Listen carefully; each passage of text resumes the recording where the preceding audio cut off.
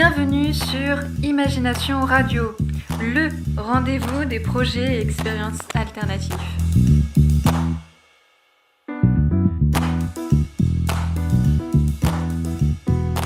Aujourd'hui, nous retrouvons notre jeune, fraîche et pétillante indépendante, Blandine Fradé. Et si j'ai bien compris, tu as un projet assez particulier, on pourrait même dire alternatif. Tout à fait. Donc dans un premier temps, parle-nous un peu de toi. Tu t'appelles Blandine Fradé, tu as... J'ai 31 ans, j'ai des jumeaux, je suis mariée, je vis dans la Vienne depuis 10 ans. Et du coup, la fameuse question, qu'est-ce que tu fais dans la vie ? Alors voilà, je suis énergéticienne en mémoire cellulaire et conseillère en fleurs de bac. D'accord, et ça consiste en quoi en fait, énergéticienne en mémoire cellulaire ? Alors énergéticienne, c'est pas très loin si on veut du magnétisme, sauf qu'en fait, au lieu d'utiliser mon fluide pour soulager mes consultants, je vais me connecter à leur âme pour pouvoir leur rendre leur énergie. Voilà, pour l'énergétique. En mémoire cellulaire, en plus, ça rajoute le fait que c'est rattaché à tout ce que nous portons dans nos cellules, par nos ascendants, les parents, les grands-parents, etc. Ou bien par ce que nous vivons nous-mêmes dans notre vie, l'émotionnel que nous vivons au quotidien. Et comment on peut expliquer que nos cellules ont une mémoire elles aussi, comme nous en fait ? Et bien justement, en fait, grâce à notre ADN, quand nous naissons, nous venons sur Terre avec la lignée de notre mère, de notre père, leur ADN. Et du coup, ça forme notre ADN. Et donc, on vient avec toute leur mémoire et tout ce qu'ils ont vécu, qu'ils ont gardé dans leurs cellules, puisque on sait bien que s'il y a une évolution sur Terre, et chez les humains notamment, c'est aussi parce que tout ce que nous apprenons, ça s'inscrit aussi dans nos cellules. Alors certes, c'est pas des toutes petites choses, mais voilà, ça va être plein de choses, toutes choses que nos parents ont vécues, qu'ils n'ont pas révélées, va s'être inscrit dans leur corps. Voilà, de façon plus terre à terre. Quand ça s'inscrit dans leur corps, s'ils ne le révèlent pas, s'ils ne le transcendent pas et qu'ils ne le débloquent pas, donc avant de créer un enfant, c'est l'enfant qui le portera. Et ensuite, cet enfant qui vient au monde, lui va vivre également sa vie. Et en vivant sa vie, il va également avoir des émotions, vivre des blocages, vivre des choses qu'il va porter, qu'il va créer dans sa vie. Là encore, ça se met dans ses cellules à lui. Et s'il ne les révèle pas, s'il ne les accepte pas, là aussi, ça se cristallisera dans son corps.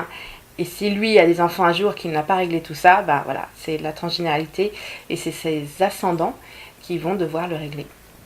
D'accord, donc en fait c'est vraiment quelque chose de générationnel. Tout à fait. Qui évolue avec le temps si on le débloque ou pas. Complètement. D'accord. Est-ce que ta pratique ressemble un peu à l'hypnose où on met la personne dans un état d'inconscient ? Alors c'est totalement différent dans le sens où la personne se met elle-même dans l'état qu'elle veut. Je vais être un peu plus claire. La personne est simplement allongée sur une table de soins. Donc si elle a envie de se détendre, de fermer les yeux et de s'endormir, elle peut. Si elle a simplement envie de garder les yeux ouverts et puis dans mon cabinet de regarder les petits origamis que j'ai faits, elle peut aussi. Chacun se met dans l'état qu'il a envie, mais c'est complètement différent de l'hypnose. Ouais. C'est un mode alpha puisqu'on peut fermer les yeux. Si on ferme les yeux, voilà, c'est un mode alpha. On n'est pas très loin du sommeil, mais ça n'est absolument pas obligatoire. Chacun se met comme il veut. Est-ce que dans ta pratique, alors, si c'est plus ou moins comme l'hypnose, est-ce que ça ressemble un peu à l'ostéo, où tu manipules la personne, où tu fais craquer partout, tu la masses, comment tu fais ? Il y a des moments où je vais manipuler, oui, pour remettre certains organes en mouvement et refaire travailler les organes entre eux aussi, les relier. Parce que des fois, il peut être un peu décentré et nos organes ne vont plus vraiment communiquer, vont un petit peu dysfonctionner. Donc ça, je le fais parce que c'est ce qu'on appelle la croix émotionnelle. Mais il n'y a pas que ça. Je vais apposer mes mains lorsque je ressens qu'il faut que je mette de l'énergie à certains endroits. Après, notamment avoir enlevé des blessures karmiques, par exemple. Il est nécessaire en fait de remettre l'énergie de la personne dans son corps.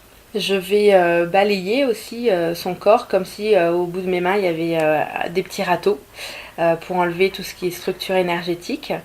Les structures énergétiques, c'est quand il y a un échange émotionnel fort entre deux personnes, il y a une partie de mon énergie qui va avoir une forme, et en fait ça va être la forme de mon corps, qui va aller dans ton corps, et par effet d'équilibre dans la nature, un petit peu de ta structure énergétique va venir dans la mienne, parce que c'est toujours par équilibre, c'est un échange. Et donc voilà, ces structures énergétiques, il faut aussi les enlever, parce qu'au bout d'un moment, c'est un peu comme un manteau ou un pull qu'on porte. On va porter plein de pulls et plein de manteaux différents qui ne nous appartiennent pas. On est un petit peu engoncé là-dedans.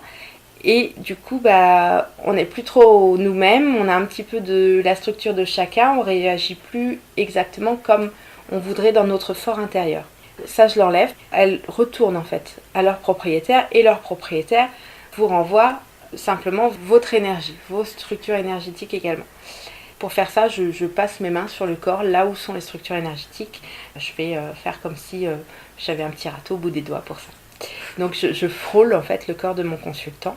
Donc ça reste complètement différent de l'ostéopathie. Je touche le corps de mon consultant, mais c'est 50%. Je le touche 50% du temps où je vais faire des gestes que lui ne comprendra pas dans l'espace autour de lui. Mais tous ces gestes ont un sens bien précis et bien particulier. Tout à l'heure, tu parlais de blessure karmique. Comment tu fais pour la soigner, entre guillemets ? Alors, avant même de la soigner, je vais décrire un petit peu ce que c'est. La blessure karmique, c'est une blessure que l'on va avoir provenant d'une vie antérieure. C'est-à-dire que dans certaines vies antérieures, pas toutes heureusement, on peut avoir des décès qui sont brutaux, tels que le suicide, le meurtre ou l'accident. Et dans ces trois possibilités-là, on peut avoir des objets qui vont avoir causé la mort, et donc qui vont rester dans notre aura, puisqu'en fait, à cause de cette mort brutale, on ne va pas avoir réussi à évacuer cet objet éthérique, qui du coup dans cette vie ici va être éthérique, donc ne va pas être visible avec nos yeux habitués à la 3D, mais qui peuvent être par toucher. C'est un toucher matière en fait, alors c'est comme si je touchais le vide, mais moi je le sens. Tout simplement, je demande au corps de mon consultant, y a-t-il une ou des blessures karmiques sur la séquence pour laquelle il est venu faire une séance de soins énergétiques en mémoire cellulaire. Lorsque son corps me dit oui, il y en a une, je vais en fait aller chercher s'il y a un blocage énergétique quelque part. Je vais passer ma main comme un râteau, mais bien au-dessus de son corps. Il y a des moments où ma main va être stoppée. Et suivant la forme de l'objet que je vais trouver, je vais redemander là encore au corps, est-ce que par exemple c'est un rocher, est-ce que c'est un animal, est-ce que c'est du bois, est-ce que c'est du métal. Le corps va me répondre parce que j'ai un protocole avec le corps où je demande à son thymus, donc c'est une glande en dessous de la gorge. Je pose des questions par oui et non en fait, où il peut me répondre comme ça. Non, pour moi la main descend, et si c'est oui, ma main va monter. Et mon corps en fait fait balancier également. Imaginons, je demande est-ce que c'est du bois que j'ai trouvé en matière, dans la matière aurique, et le corps va me dire oui, donc ma main va monter. Si c'est non, ma main va descendre vers son corps. Et ensuite, je continue à poser des questions. Est-ce que ça s'est passé en France? Est-ce que ça s'est passé avant Jésus-Christ, après Jésus-Christ? Enfin voilà, des questions comme ça. En fait, faire rentrer mes mains dans l'objet pour essayer d'apercevoir quelque chose. Ça peut être une vision, ça peut être un son, une émotion. Je laisse tous mes sens en éveil afin que je puisse percevoir des choses de ses vies antérieures, et notamment peut-être visualiser sa mort au moment de cette blessure karmique-là. Lorsque j'ai obtenu des réponses, je prends l'objet et je le donne à un passeur qui lui va le faire monter dans la lumière. De ça, moi ensuite, je vais enlever les bouts énergétiques qui peuvent rester sur le corps de mon consultant. Donc ça, je mets dans une poubelle, entre guillemets. Et ensuite, tout simplement, comme un magnétiseur, là ça se rapproche à ça, je vais apposer mes mains là où je ressens que mon consultant a besoin de retrouver de l'énergie. Je demande à son âme, veux-tu bien lui transmettre son énergie? Et voilà, ça passe au travers de mes mains, ça peut passer au travers de mes chakras, qui vont retourner à ses chakras à lui, enfin par différents biais, tels que moi je l'autorise et tels que lui se l'autorise. Waouh. Alors si je comprends bien, on a plusieurs vies antérieures. Tout à fait. Où on a pu mourir de façon différente et qui a une incidence sur notre état actuel. Tout à fait. Donc toi tu es là pour rétablir, guérir, enlever en tout cas ce mauvais moment qu'on a eu dans notre vie antérieure. Et c'est grâce à notre corps que tu vas savoir quand c'était, comment ça s'est produit, etc. Complètement, parce que le corps lui sait tout. Et est-ce qu'on peut parler de spirituel, de connexion, quand tu parles de connexion du coup avec le corps, est-ce qu'on peut dire que c'est spirituel? Est-ce qu'il faut croire à tout ça pour venir te voir, ou est-ce qu'on peut être dubitatif ou ne rien connaître sur le sujet du spiritualisme et puis se dire bon bah tant pis, si ça marche tant mieux, si ça marche pas, eh ben c'est pas grave, j'aurais essayé. On peut y croire, on peut ne pas y croire, on peut ne rien connaître à tous ces sujets, peu importe. La seule chose qui peut empêcher un soin, c'est que la personne qui est en face de moi ne m'autorise pas à lui retransmettre son énergie. Ou alors qu'elle ne se l'autorise pas à elle-même en fait. Parce que dans ce cas-là, moi de toute façon, je ne pourrais rien donner à ce consultant-là. De toute façon, chaque personne a son libre arbitre et ça c'est absolument indispensable et heureusement qu'il y a ça. Je ne peux pas intervenir sur quelqu'un qui ne le veut pas. Si même c'est quelque chose d'inconscient chez cette personne, c'est qu'il y a peut-être certainement une bonne raison pour ça. Donc il lui faudra certainement d'autres biais. Ou alors de la discussion, voilà, des choses comme ça pour qu'elle puisse prendre confiance en elle, prendre confiance peut-être aussi en moi, ça peut arriver. S'ouvrir, s'autoriser en fait. C'est aussi s'accueillir soi. Et c'est ce qui est important dans toutes les séances que je pratique. Si le consultant qui vient me voir ne s'autorise pas une séance, moi je vais essayer de faire cette séance, mais je pourrais accéder à rien du tout. Je vais pouvoir peut-être me connecter à son âme, et c'est peut-être même pas sûr, mais dans tous les cas, même si son âme veut bien lui donner son énergie, lui transmettre son énergie, que moi j'arrive à l'avoir dans les mains, etc., lui s'il n'est pas prêt à la recevoir et qu'il fait un blocage, je ne pourrai pas lui transmettre son énergie. C'est assez complexe. Et dans quel cas justement la personne peut se bloquer hein? Il y a plein de possibilités. Souvent les personnes qui réagissent comme ça vont être des personnes qui ont beaucoup souffert. Qui ont souffert tellement qu'elles se sont fait une carapace autour d'elles. Quand on parle de carapace, en fait, on pense tous à une image, à une visualisation, mais cette visualisation, en fait, se fait également dans l'énergie. Et cette personne se crée énergétiquement autour d'elle comme, oui, une carapace. Si elle n'est pas prête à l'enlever ou si elle n'accepte pas que je passe au travers, je ne pourrai pas le faire.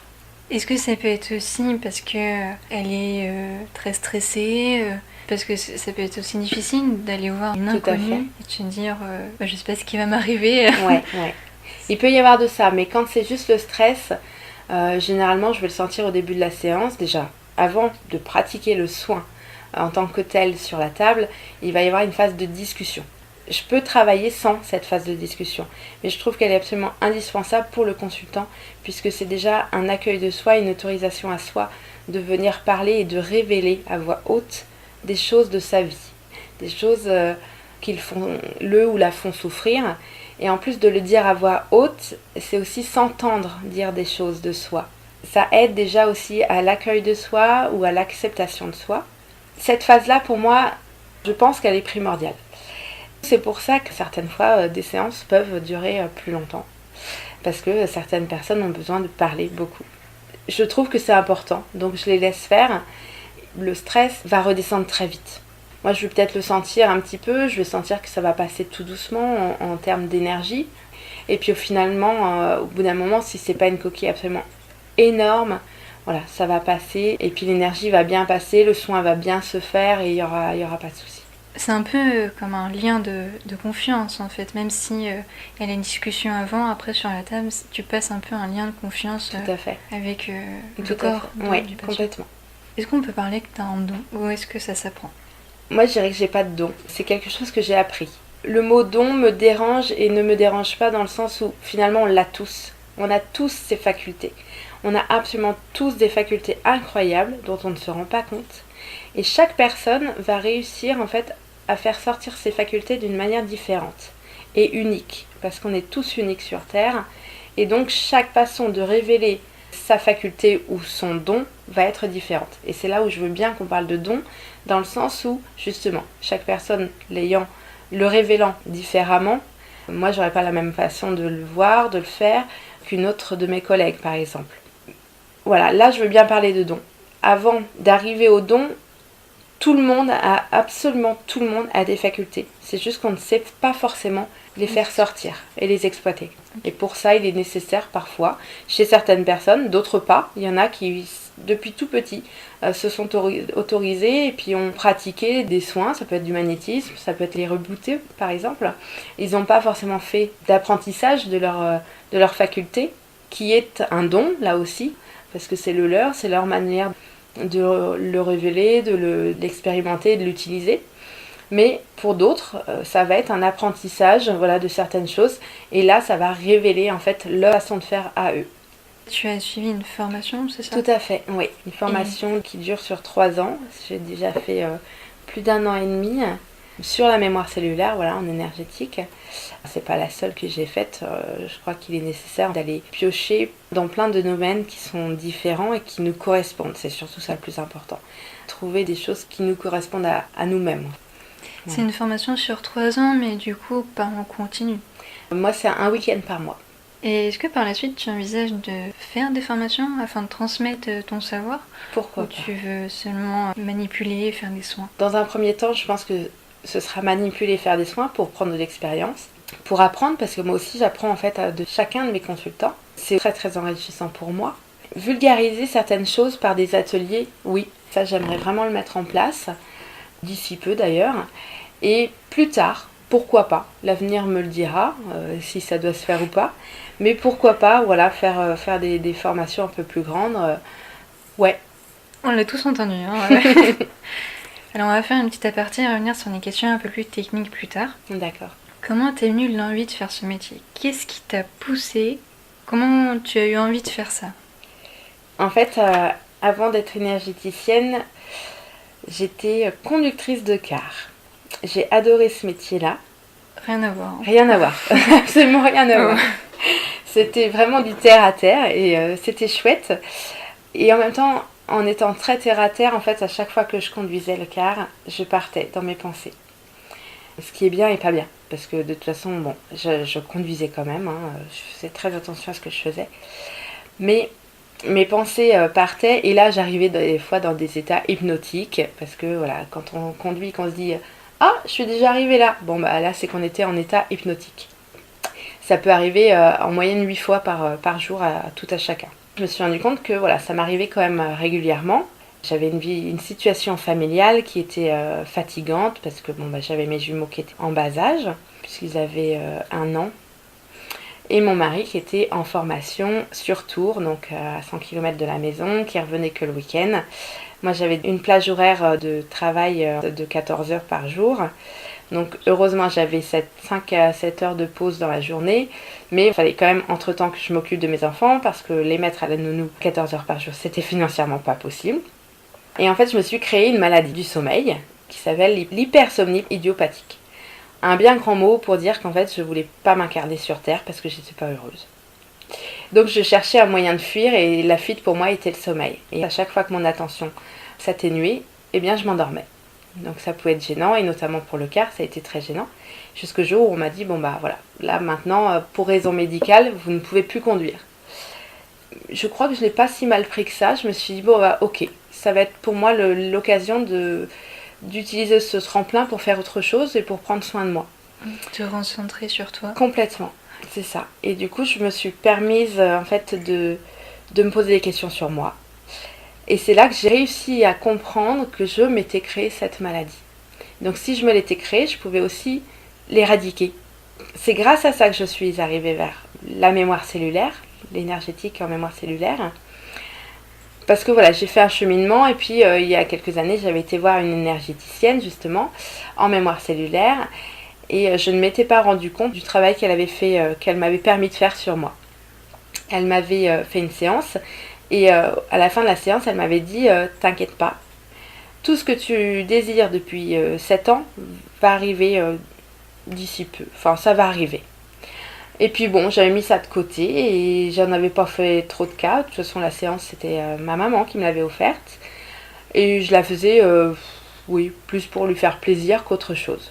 J'y croyais, mais sans plus. Et bon, je m'étais dit, bon, pourquoi pas, faut essayer.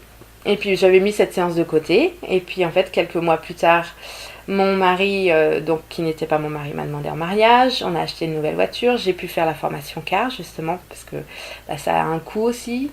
Donc j'ai pu me former pour avoir mon titre de conductrice de car. Enfin bon, on a eu énormément de changements dans cette année-là. On a acheté notre maison.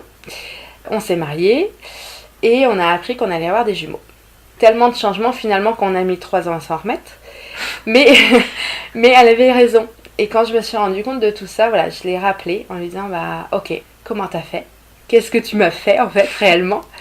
Et de là, voilà, on a discuté, puis elle m'a dit écoute, va te renseigner, je me suis formée là et c'est là où j'ai atterri aussi. C'est là où je me forme encore.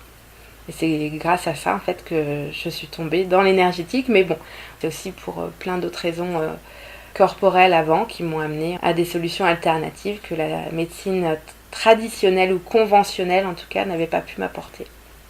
Dis donc, sacré changement, effectivement. Et aujourd'hui, par rapport à la médecine traditionnelle ou conventionnelle, comme tu dis, tu as quel regard sur elle? Est-ce que tu l'as bannie totalement de ta vie et de celle de tes proches, ou est-ce que tu ne dis rien contre elle? Je m'en sers comme un biais. Pour donner un exemple, il y a peu de temps, j'ai eu beaucoup de problèmes de sinusite, ce qui m'a d'ailleurs empêché de faire des consultations des fois. Et en fait, je ne savais pas trop où ni comment. J'avais compris que c'était un enseignement que je vais tirer de ça. Je n'avais pas trop compris lequel. Petit à petit, bon, j'ai réglé le problème. Mais la médecine m'a permis, par un IRM, de voir comment était mon cerveau, comment étaient mes sinus. Et grâce à ça, eh bien, voilà, alors je ne sais pas le nom, peu m'importe en fait. En haut des sinus, on a des petites membranes. Et moi, j'ai des membranes qui sont très très grandes. L'ORL m'a dit, si vous voulez, pour ça, on peut vous opérer. Et donc moi, je lui ai dit, non, c'est très gentil. J'ai vu comment elles étaient. Maintenant, j'ai plus qu'à y penser. Je vais les réduire moi-même. Et c'est ce que je m'applique à faire jour après jour, simplement par la pensée, et je n'ai plus de problème de sinusite. C'est quelques temps d'exercice aussi pour arriver à ça, mais on a tous cette faculté, ce pouvoir de s'auto-guérir. On a tous le total contrôle sur nos vies. Donc, si je vibre que je n'aurai plus jamais de problème là-dessus, je n'aurai plus jamais de problème là-dessus. C'est-à-dire que si on peut s'auto-guérir, on peut aussi du coup se rendre malade. Ah, complètement. C'est toujours complètement inconscient. Donc faut pas non plus se jeter la pierre dessus et culpabiliser. C'est des choses qui sont inconscientes. Maintenant, quand on se rend compte qu'on est acteur de sa vie et pas victime de sa vie, on reprend le pouvoir là-dessus. Et on reprend le pouvoir sur son propre inconscient. Et de là, on peut commencer à changer et à évoluer. Et pour s'auto-guérir, toi, comment tu fais? Juste par la pensée? Est-ce que moi aussi, si un jour je suis enrhumée par exemple, je vais y penser tous les jours pour essayer de me guérir? Comment on peut faire? Alors, chacun va trouver son mode de fonctionnement. Moi, j'ai découvert que mon mode de fonctionnement à moi, c'est la visualisation. Une fois que je visualise les choses, je mets mon intention dessus et je vais, par exemple, pour les petites membranes là, dans mes sinus, je les visualise et je vais mettre de la lumière dessus. Je vais me connecter à mon âme et je demande à mon âme de mettre tout plein d'énergie dessus et je les imagine qui se réduisent petit à petit. Alors c'est petit, vraiment oui, petit à petit. C'est un travail de fréquence, je le fais régulièrement. Dès que je me sens bien, par exemple, je vais y penser et je vais le visualiser quelques minutes. Je vais dire allez hop les filles, les membranes, vous réduisez tout doucement et je les vois qui se réduisent. Et puis voilà, et après je vais passer à autre chose, tout simplement. Du coup, je vibre qu'elles se réduisent, donc elles ne me dérangent plus, elles bloquent plus le passage de l'air dans mon nez. Et chacun peut faire ça à son niveau avec son mode de fonctionnement à lui. Si, je sais pas, moi je suis très visuelle, donc du coup je ne pense qu'à ça. Mais il y a certainement plein d'autres manières de faire.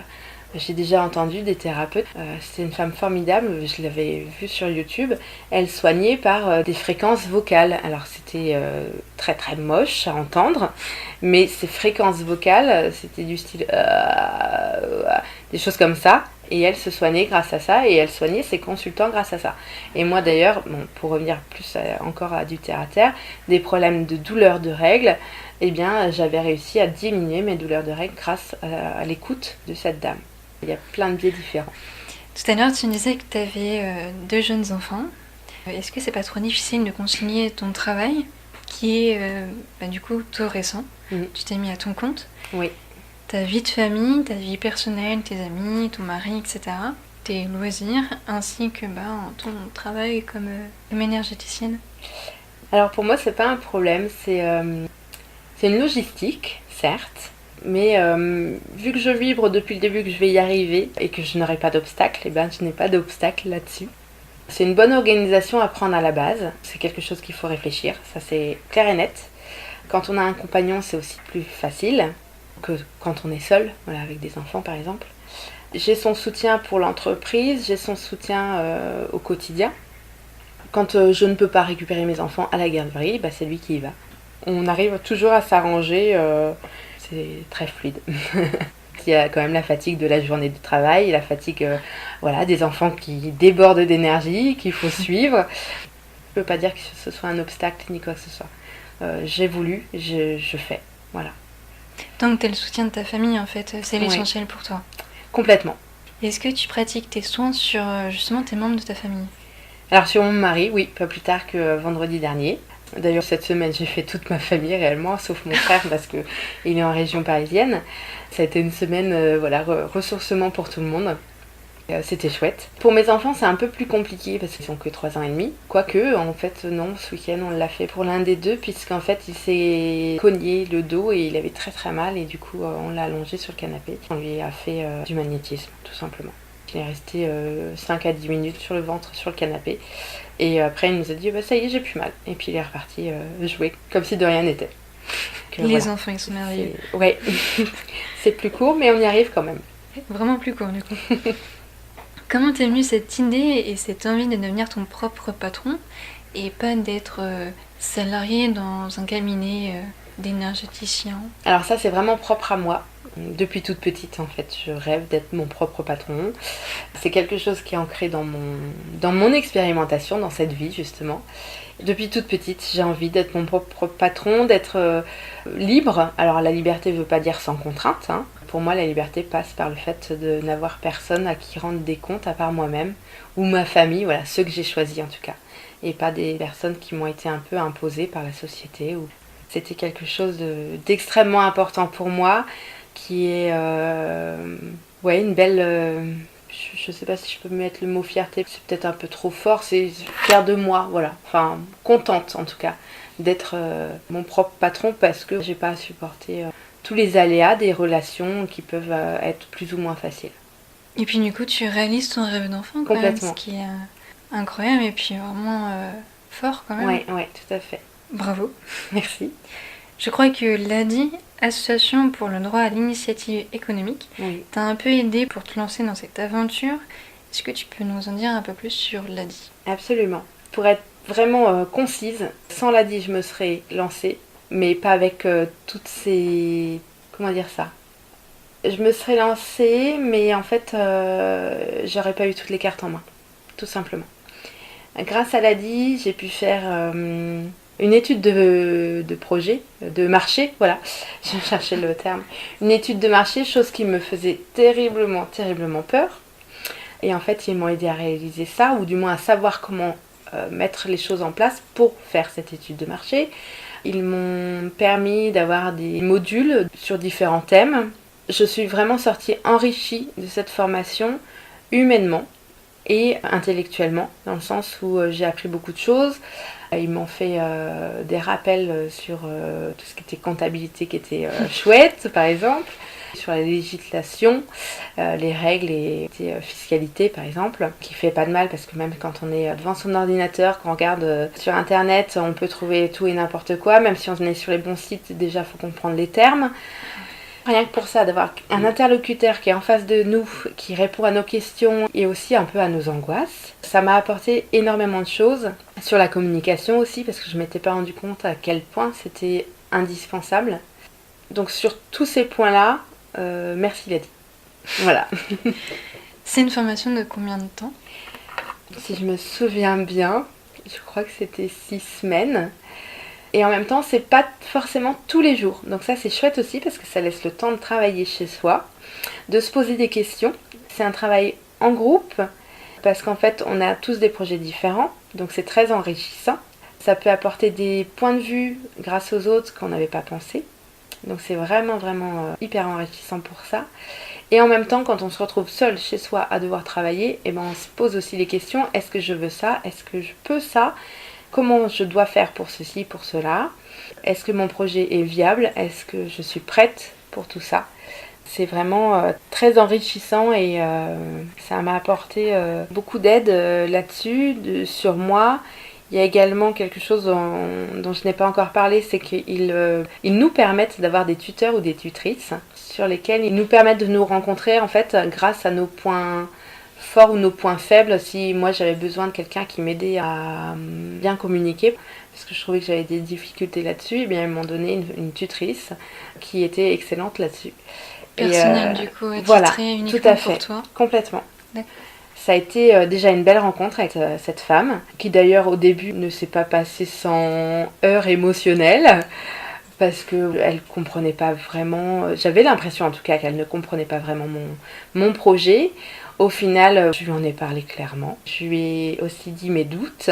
On a échangé et puis en fait, ça a été pour moi une révélation. Ça a aussi mis en évidence finalement les craintes que j'avais sur les autres. J'avais la crainte que personne ne comprenne mon projet.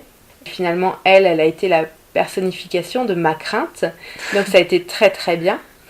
Grâce à elle, j'ai eu cet enseignement-là, en plus de tous les autres enseignements qu'elle m'a apportés durant la formation. Et puis elle m'a aidé à me poser les bonnes questions et me préparer à chaque jury. Parce qu'en fait, on passe, je crois, si je ne me trompe pas, 3 jurys différents.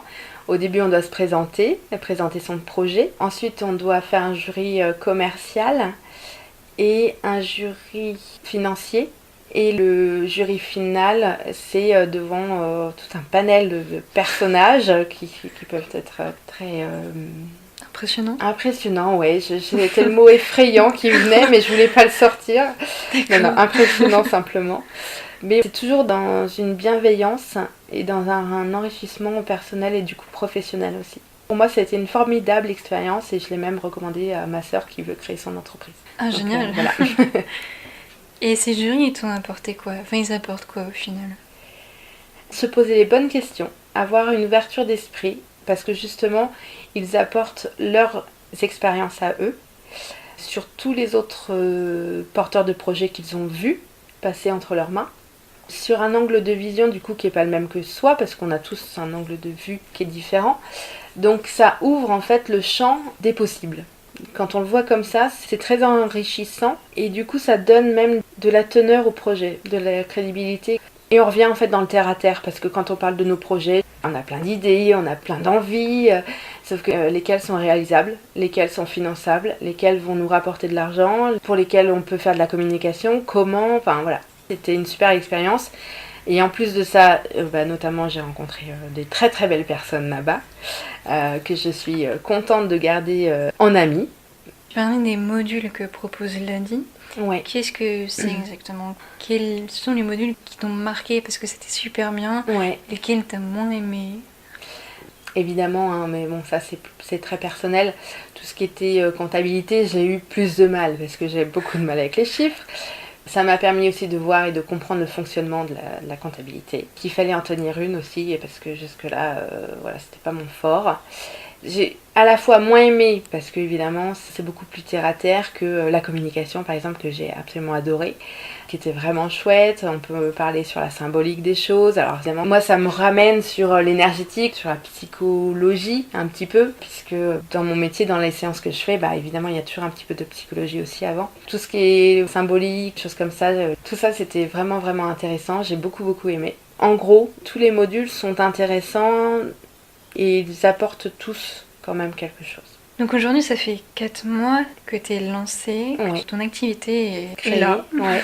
Est-ce que tu as rencontré des difficultés au lancement de ton activité ? Alors administrativement, oui. Parce qu'il a fallu que je réécrive à l'URSSAF. Non, c'était l'INSEE. Parce qu'en fait, j'avais une autre petite entreprise apicole avant. Sur le site, quand j'ai voulu créer ma structure en énergétique, le site sur lequel on doit créer et s'inscrire, et puis sur l'auto-entrepreneur.com je crois, en fait ne voulait pas me créer d'entreprise si je ne fermais pas l'autre. Alors que dans la réalité, je pouvais garder les deux. Bon, bref, de toute façon c'était prévu pour moi que j'arrête l'autre.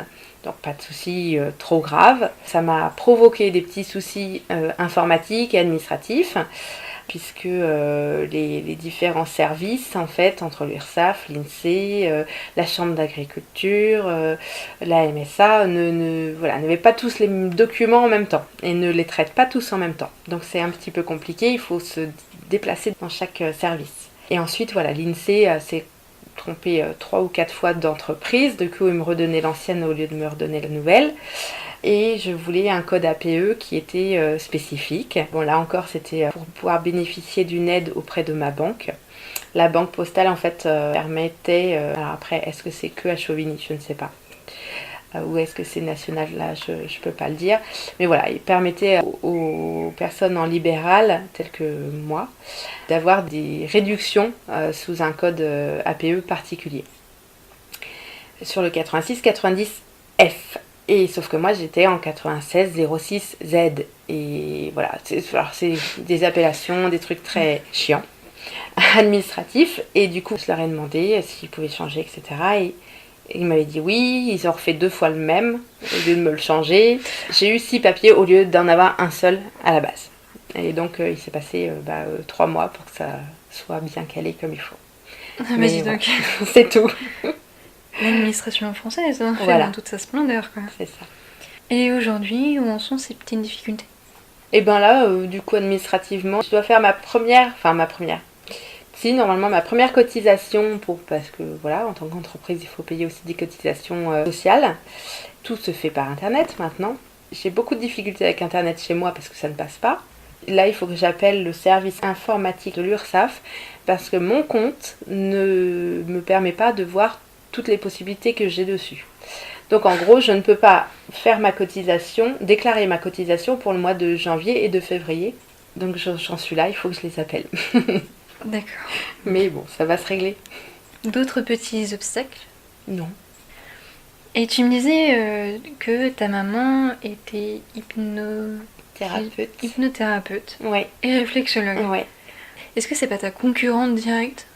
Eh ben non, au contraire. C'est pour ça qu'on a créé 2 cabinets ensemble. On a appelé ça un petit pôle bien-être qui se nomme des pieds à la tête.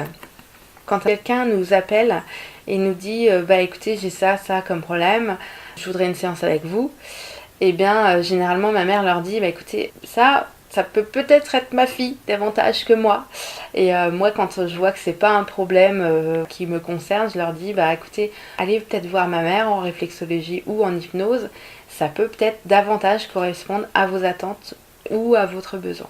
Donc finalement, c'est vraiment à la fois c'est bénéfique pour nous, parce que c'est agréable aussi de travailler ensemble, et c'est bénéfique pour les consultants. Donc en fait, vous êtes sous une forme un peu de colocation professionnelle. Tout à fait, c'est exactement ça. Et c'est plus avantageux que gênant. Oui, et puis c'est une belle expérience de travailler avec sa maman, quoi. Je pensais pas travailler un jour avec elle, et puis en fait, on se réunit le midi pour manger chez elle, parce que les cabinets sont chez elle, donc au 10 rue d'Anjou, à Bonneuil-Matour. Et du coup, quand on a des rendez-vous ensemble matin après-midi, on mange ensemble généralement, et ça permet de déconnecter ou de parler boulot. Et puis comme ça, le soir, c'est fait. Et puis on n'a plus besoin d'en reparler une fois la journée finie. Donc du coup, tu viens nous donner ton adresse, Ouais. l'adresse de votre cabinet à toutes Tout à les deux, fait. des pieds à la tête, Oui. qui est 10 rue d'Anjou, 86 210 Bonneuil-Matour. Y a-t-il un mail, un site internet, un Facebook Alors oui, moi j'ai un site internet qui s'appelle L'Évidentiel. C'est comme l'évidence, mais faut rajouter EL derrière, .fr. Et puis j'ai un Facebook aussi, donc sous le même nom, L'Évidentiel. Ma mère a un Facebook aussi, c'est, que je me trompe pas, réflexologie plantaire hypnose Reine Godement. Voilà. Godement, Godement sur Facebook. Donc revenons à nos cellules, peux-tu nous expliquer comment ça se passe une séance type? Donc tout à l'heure tu nous as dit qu'il y avait un temps de discussion. Oui. Après la personne allait sur la table. Est-ce qu'il y a des choses entre temps? Comment ça se passe après? Alors une séance type en soins énergétiques en mémoire cellulaire, je reçois mon consultant, je lui laisse quelques instants déjà pour se poser dans son fauteuil. Il y a toujours un verre d'eau qui lui est servi. pour son bien-être, pour pouvoir poser aussi un peu toutes les attentes, poser aussi le temps de la route. Il a peut-être été un peu stressé avant, la peur d'arriver en retard, quand on est un petit peu impatient, le papy qui roulait pas devant nous. Bon bah voilà, tout ça on peut le poser. Moi pendant ce temps-là, je peux prendre le temps de regarder un peu son corps émotionnel, donc je ferme les yeux, je vais visualiser un petit peu comment est son corps émotionnel, est-ce qu'il est un peu décentré, est-ce qu'il est bien en place. Ça va m'aider moi pendant la séance après. Et puis justement, donc on a une petite phase de discussion où le consultant m'explique pour quelles raisons il voulait faire une séance de soins énergétiques. Voilà, moi je lui explique ce qui va se passer justement durant la séance. Il va sur la table de soins. Avant de le toucher ou de faire quoi que ce soit, en fait, moi je vais aller m'ancrer. Donc je me mets parallèle à lui à peu près, pour pas rentrer dans ses corps énergétiques à lui. D'abord je vais m'ancrer, donc moi à la terre, et ensuite je vais demander à son âme si elle veut bien que je me connecte à elle, parce que tout part de là déjà.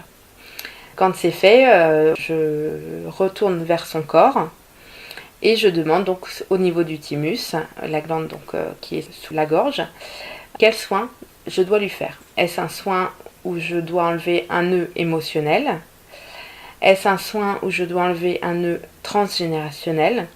Et y a-t-il une ou plusieurs blessures karmiques à enlever? Et combien y a-t-il à peu près de structures à enlever? Sont-elles externes? Sont-elles internes à son corps? Suivant les réponses, je vais commencer le soin.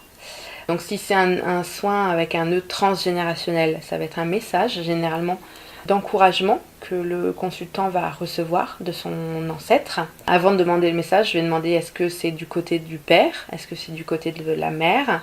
Est-ce que c'est un homme qui parle? Est-ce que c'est une femme qui va parler? Et combien de générations avant consultant est-ce que le nœud s'est créé? Donc est-ce que c'est la 3e génération? Est-ce que c'est la 6e, la 8e? Voilà. Et donc en fait je passe le message que je perçois en direct, parce que vu que ça n'est pas moi qui le dis, c'est comme des lettres qui viendraient dans ma tête et qui partiraient aussitôt. Donc des fois ça peut être des mots, mais ça passe à toute vitesse, et si je les sors pas aussitôt que je les perçois, je les oublie. Au début ça peut paraître décousu, puis finalement ça vient de plus en plus nettement. Je transmets le message de l'ancêtre. Généralement c'est un message encourageant, donc des fois les consultants me disent oui mais je veux pas enlever ce nœud puisque c'est très encourageant. Donc là je leur explique non, c'est l'encouragement, donc c'est si vous enlevez ce nœud là, voilà ce qui va pouvoir en découler. Et si c'est un nœud émotionnel, dans ce cas-là je vais plutôt percevoir des images, une photo, une scène, des émotions aussi, qui découlent en fait du moment où le nœud émotionnel se sera créé dans le corps de mon consultant. Je lui transmettrai également l'âge auquel c'est arrivé. Et ensuite, je demande dans les deux cas, voulez-vous enlever ce nœud? Généralement, on me dit oui. Ça ne m'est jamais arrivé qu'on me dise non, sauf si c'était un nœud transgénérationnel et que mon consultant n'avait pas bien compris. Voilà. Donc j'enlève ce nœud. Je fais à ce moment-là, je passe sur le corps en direct, donc sous les vêtements. J'écarte les vêtements avec l'autorisation de mon consultant. Je vais faire avec mes doigts comme une petite opération. Donc je prends mon index et je viens contre la peau comme si j'ouvrais avec un bistouri médical. Je vais aller chercher en fait des racines énergétiques dans son corps, là où elles se sont insidieusement installées. Et ensuite je les enlève, puis je lui transmets son énergie. Et voilà pour les nœuds. Je fais en gros un gros pansement, ensuite je referme la plaie et je lui redonne son énergie. Et puis ensuite je passe aux blessures karmiques. Et les blessures karmiques, donc c'est comme je l'ai expliqué tout à l'heure, je vais chercher éthériquement l'objet qui est resté dans l'aura et qui pose souci. Quand tu l'expliques comme ça, on a l'impression que les gens sont partis en courant pendant la séance. Non, c'est jamais arrivé. C'est jamais arrivé. Et généralement, justement, à la fin du soin, en fait, quand moi j'ai fini, pour pas aller taper sur l'épaule en disant allez, hop, c'est fini, debout. Non, c'est pas mon truc. Je vais passer l'un de mes 2 bols chantants. Donc soit le bol tibétain que j'ai, soit le bol en cristal. En fait, je vais faire sonner le bol, et tant qu'il ne sonne pas de façon harmonieuse et constante et forte, et ben je continue à faire sonner. Mais généralement, voilà, arrivé à cette étape-là, ça sonne merveilleusement bien. Ensuite, moi, je vais me nettoyer énergétiquement. Et comme ça, mon consultant a encore un temps d'intégration qui lui est propre.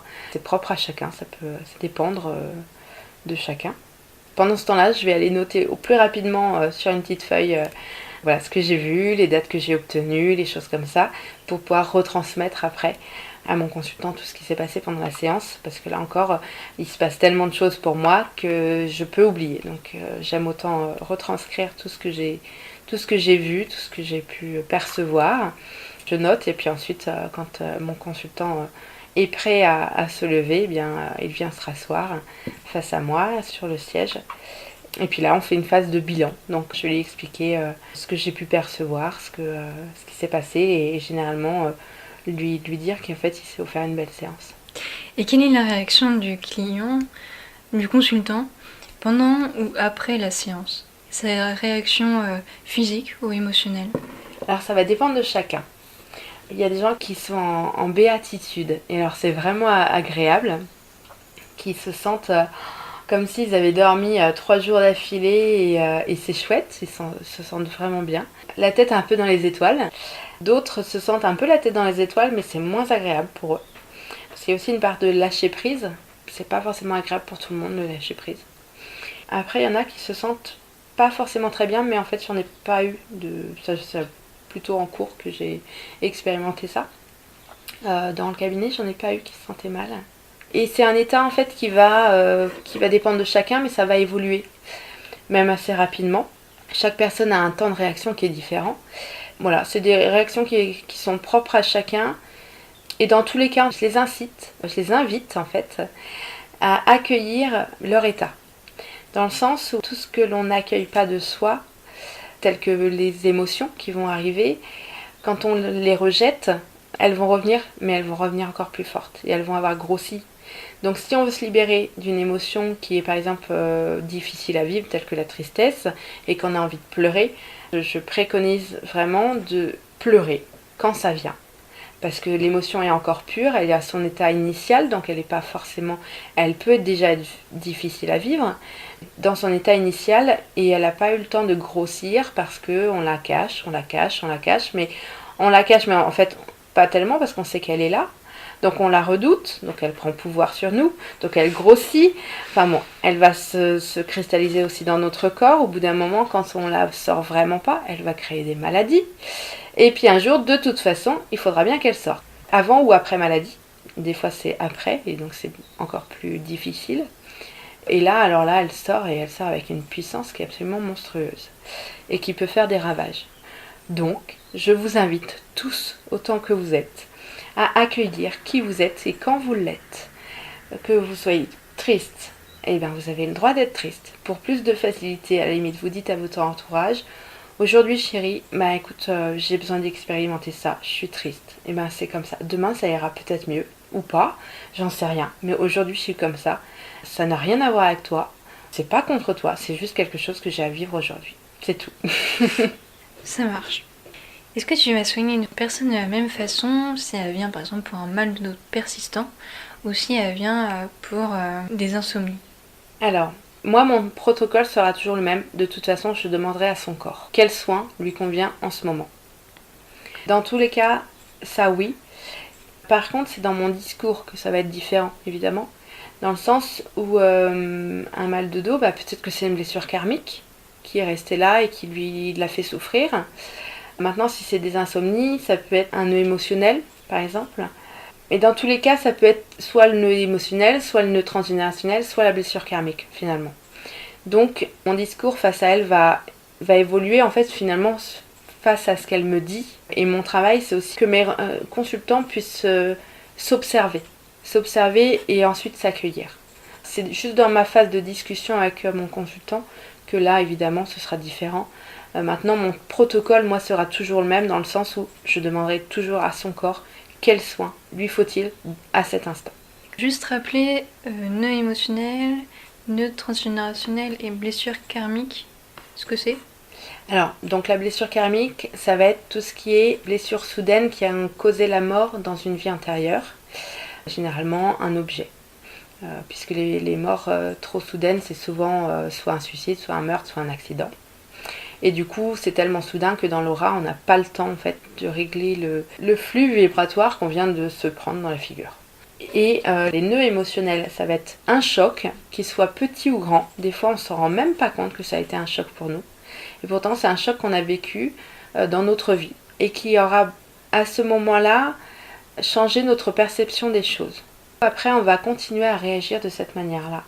Sauf que c'est pas totalement nous. C'est pas la vraie façon de réagir en notre fort intérieur.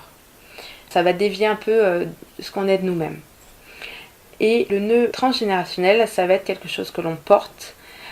Réellement, c'est un nœud émotionnel d'un ancêtre qui n'a pas été révélé, qui n'a pas été dépassé ou débloqué, c'est comme on veut, ou transcendé, peu importe les termes. En fait, ça va de génération en génération jusqu'à trouver celui qui va enfin débloquer ce nœud-là. Si je dis pas de bêtises, quand tu t'es présentée, tu m'as dit que tu étais conseillère en fleurs de Bach. Oui, tout à fait. C'est quoi ? Alors, les fleurs de Bach, c'est un remède absolument génial que le docteur Bach, qui a vécu à peu près dans les années 1930, a, allez, je vais le dire, mis au monde. En fait, il nous a révélé cette faculté de nous soigner grâce aux fleurs. Il a trouvé, en expérimentant lui-même, en fait, 38 fleurs différentes au Pays de Galles, puisque c'est là où il vivait. Des fleurs donc sauvages, naturelles et sauvages, qui permettent de sortir tout le panel des émotions humaines. Ces fleurs sont regroupées par différents groupes tels que l'hypersensibilité aux influences des autres, la solitude, l'incertitude, la peur, et elles vont permettre en fait de nous remettre dans l'état vibratoire qui va équilibrer nos émotions. C'est-à-dire, je vais prendre la fleur la plus simple, l'impatience, parce qu'elles ont toutes des noms anglais et celui-là il est très compréhensible en français. La fleur impatience, elle va aider toutes les personnes, telles que moi, je la prends régulièrement, vont avoir du mal avec la lenteur des autres. Disons que certaines personnes ne sont pas sur le même rythme que nous-mêmes.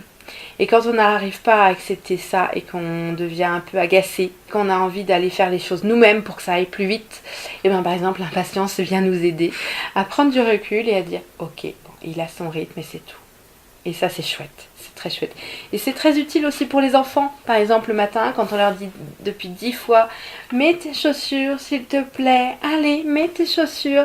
Voilà, la fleur de Bach au lieu, l'impatience en tout cas, permet au lieu de dire allez vas-y mets tes chaussures j'en ai marre, bon bah je vais te le faire, elle permet de dire ok bon je sais qu'il est lent, je vais lui dire 10 minutes plus tôt, vas-y chérie, tu peux mettre tes chaussures, tu sais le faire. Et on lui laisse le temps de le faire. Et ça c'est chouette. Au lieu de râler pour râler, c'est tout. Voilà ce que permettent les fleurs de Bach. Donc il existe une fleur spécifique pour chaque problème, si je comprends bien, chaque problème émotionnel, chaque problème de sentiment, pour chaque mot. En fait, c'est pas une fleur pour chaque problème, c'est plutôt que chaque problème va forcément avoir une fleur en commun. Ou du moins qui va lui correspondre, c'est plus ça. Parce qu'il n'y aura pas une fleur par exemple pour le nez qui coule, une fleur pour les yeux qui sont rouges ou une fleur pour le mal de ventre. Non. Par contre, si j'ai mal au ventre parce que, je sais pas moi, parce que je m'inquiète trop pour les autres, alors oui, là je sais qu'il va falloir que je prenne de la rocrose. Bon. Si j'ai un besoin de solitude et que mes proches ne comprennent pas forcément, mais moi j'ai besoin de me retrouver, de me ressourcer dans la journée. Et des fois ça me fait même un peu culpabiliser. Bon bah là je vais pouvoir prendre de la water violette parce que je vais pouvoir accepter de prendre du temps pour moi parce que j'en ai besoin. En fait ça emmène dans le côté positif de ce qu'on a du mal à supporter, tout simplement. Quelqu'un qui va avoir un souci avec les microbes, faut absolument tout désinfecter, faut absolument la maniaquerie mais poussée à son paroxysme, ou vraiment à la peur du microbe par exemple, à la pureté, à la purification, et ben la Crab Apple va pouvoir aider à faire en sorte qu'on accepte que nous aussi, en nous, il y a des microbes et on n'est pas impur pour ça et on n'est pas sale non plus pour ça et on peut s'accepter soi. C'est des choses comme ça. Très bien. Est-ce que je peux en prendre, admettons, je me dis, tiens, j'ai un problème, par exemple l'impatience. Oui. Est-ce que je peux en prendre plusieurs en même temps ? Oui. Je m'explique. Oui. Je suis impatiente, comme toi. Oui, parfois, oui. J'ai mal au ventre parce que je m'inquiète trop pour les autres. Est-ce que je peux en prendre deux en même temps ? Tout à fait. En fait, on peut en prendre jusqu'à 7 en même temps. Ah oui, quand même. Au-delà, non, parce que vibratoirement, c'est trop fort.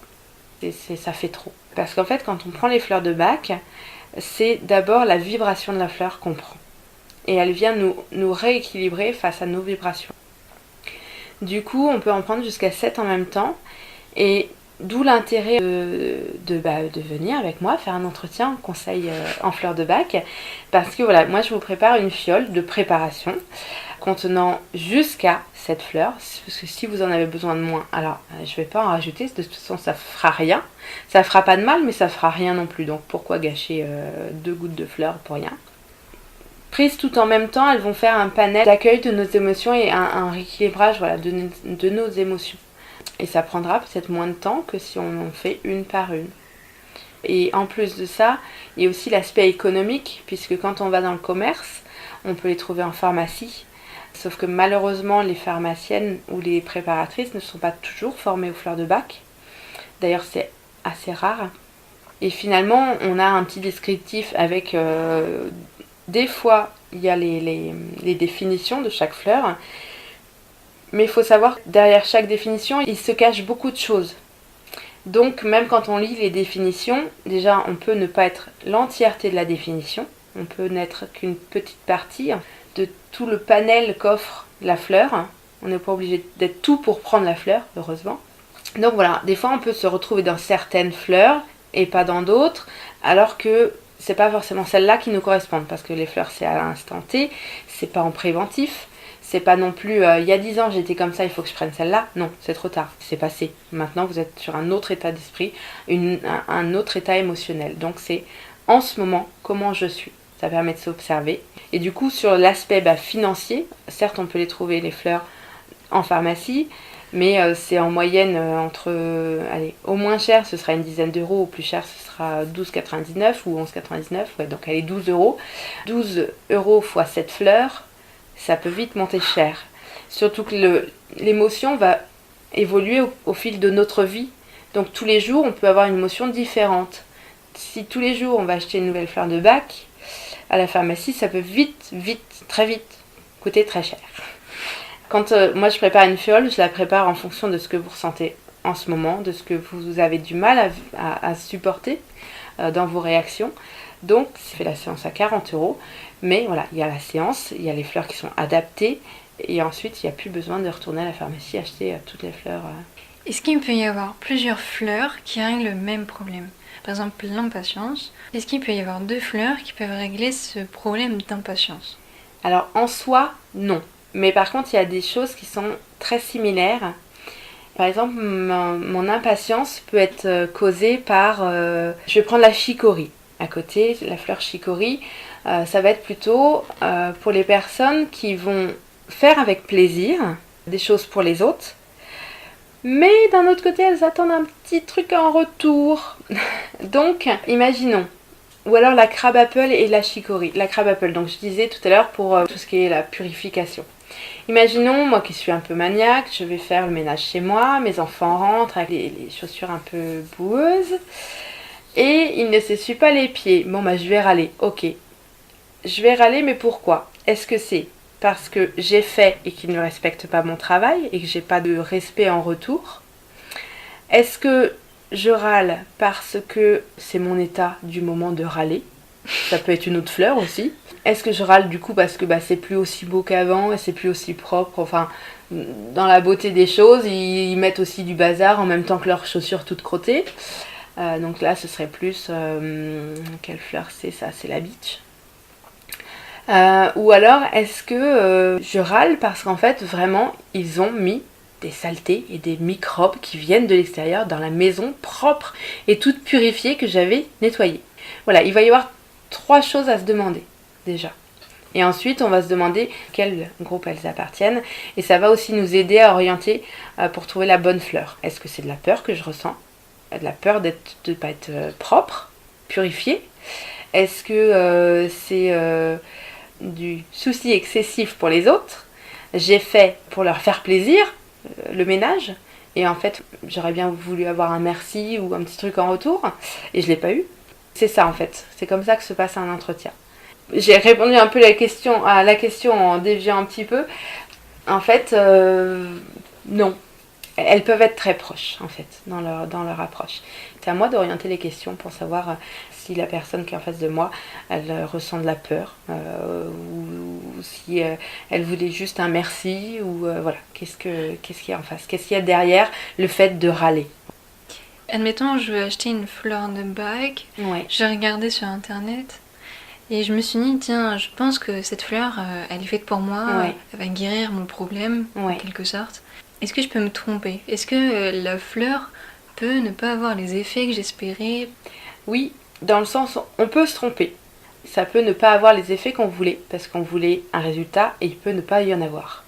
C'est pas parce que la fleur ne fonctionne pas ou que les fleurs de bac ne fonctionnent pas, c'est parce que oui, on s'est trompé, ça n'était pas la bonne fleur adaptée à notre état émotionnel du moment. C'est tout. D'accord. Donc en fait, elle ne va pas faire de choses négatives, la fleur. Elle va simplement pas fonctionner.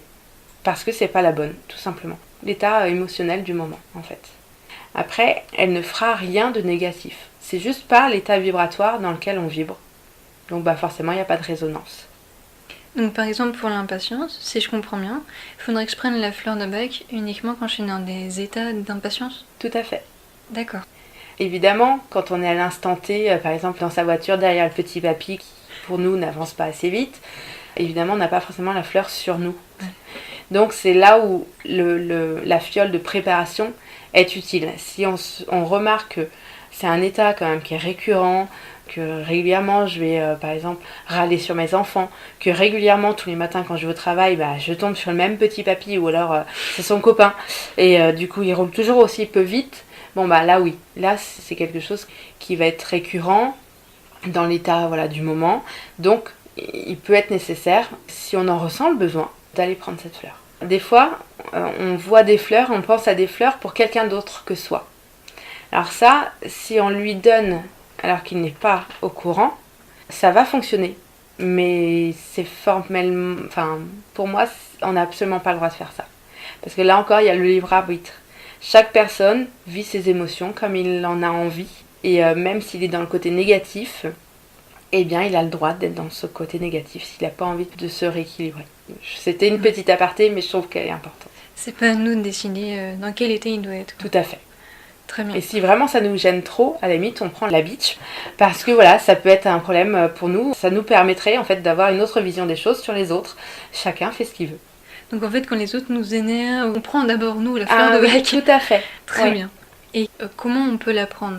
À quelle fréquence? Alors il y a une posologie qui va être différente en fait si on achète les fioles à la pharmacie.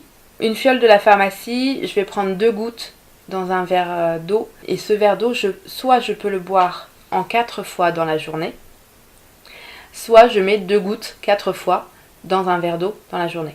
Ça fait 8 gouttes par jour. Ou alors voilà, justement 8 gouttes dans une bouteille que je vais boire tout au long de la journée.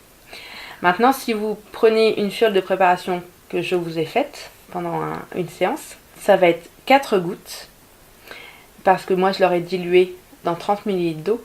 J'aurais mis des gouttes de chaque fleur dans 30 ml d'eau. Donc là, on en met 4 au lieu de 2. Donc 4 fioles de préparation, 4 gouttes, soit dans un verre d'eau que je bois en 4 fois dans la journée, soit je prends 4 fois 4 gouttes dans la journée, ou alors 16 gouttes dans une bouteille que je bois tout au long de la journée. Et pour les enfants, si on a peur de l'alcool qu'il y a dedans, pour les fioles de préparation que je fais, du coup, ça réduit fortement l'alcool, puisque c'est déjà redilué dans 30 ml d'eau, et qu'ensuite on le redilue dans un verre d'eau. Mais si on ne veut absolument pas d'alcool dans ce que l'on va donner à un enfant, il suffit de faire chauffer son eau à 70 degrés comme pour une tisane ou un thé. Ensuite, on met les gouttes dans la tasse ou dans le verre et on attend simplement que la tasse refroidisse pour que l'enfant puisse boire. Et là, l'alcool se sera évaporé. Quelle que soit la posologie, le résultat sera quand même le même. Ah, tout à fait.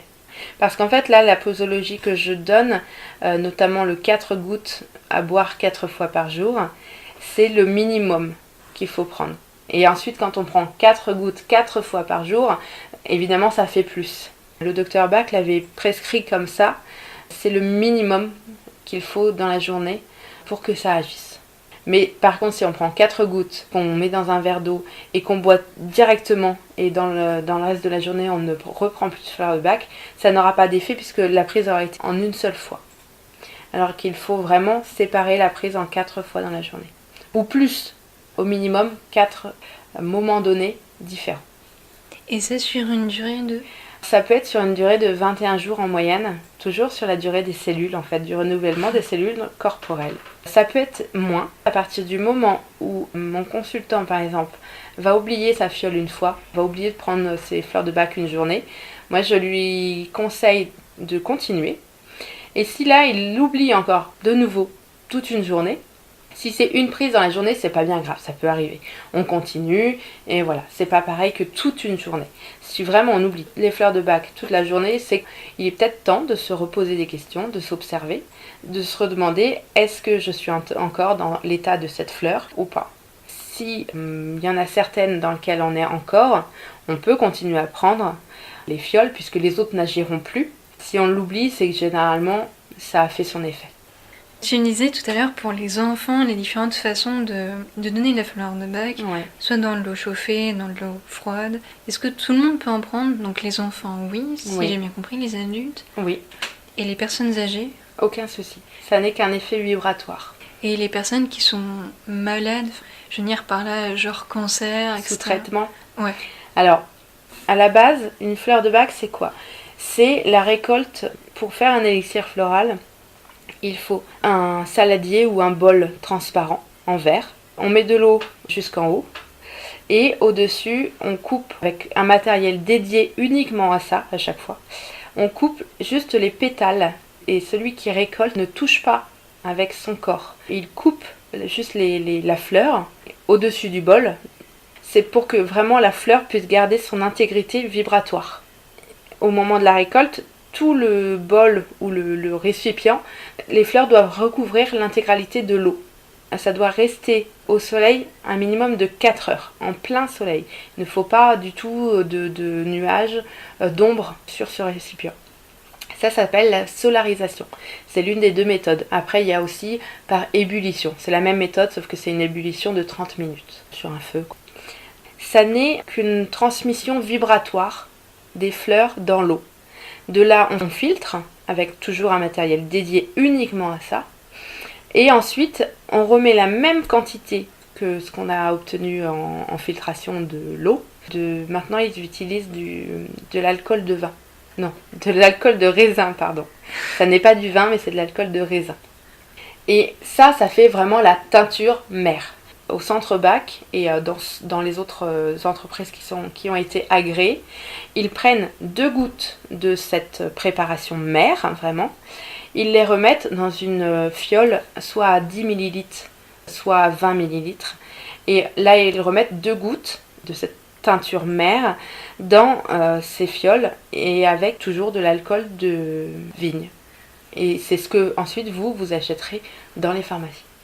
Et selon toi, question un peu plus personnelle, penses-tu que la fleur de bac peut remplacer un médecin? Est-ce qu'on peut se soigner uniquement avec cette médecine alternative? Je suis convaincue que tout à chacun a vraiment le pouvoir de s'auto-guérir. Donc quelqu'un qui a l'habitude de s'auto-guérir, je dirais que oui, ça peut lui convenir et ça peut faire en sorte qu'il n'ait plus besoin d'aller chez le médecin puisqu'il n'est plus malade. Maintenant, pour tout à chacun, je ne dirais pas que ça peut remplacer un médecin. Ça peut être une sérieuse aide pour s'observer, pour s'accueillir, pour faire son évolution personnelle et vivre un quotidien qui peut être plus simple aussi, avec soi-même. Maintenant, remplacer le médecin, j'irai pas jusqu'à là, parce que pour beaucoup de gens, la notion de s'auto-guérir n'est pas encore présente. Et la notion d'être créateur de sa propre vie dans tous les domaines de sa vie n'est pas encore assez présente non plus. Beaucoup de personnes ont encore besoin de se mettre dans l'état de la victime. Alors, c'est aussi une expérimentation, il n'y a aucun jugement là-dessus. Chacun doit expérimenter ce qu'il a expérimenté. Donc, pour certains, ça peut faire en sorte qu'ils ne soient plus malades. Donc, évidemment, s'ils ne sont plus malades, ils n'ont plus besoin de médecin.